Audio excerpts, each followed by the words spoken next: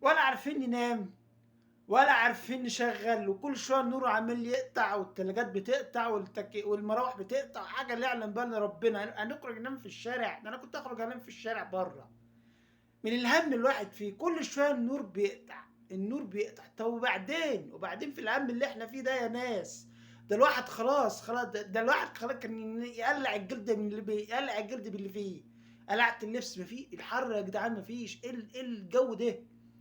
ده أنا ما شُفتش كده في الدنيا، وبيقطعوا النور كمان، ده الواحد طول الليل عمّال يهرش في دماغه ما فيش خالص، ما فيش كل شوية الواحد يخش على الحمام يستحمى يخرج برضه ما في مش عارفين نعمل إيه، والناس بتقول لك أصل الصيف أحسن، صيف إيه اللي أحسن؟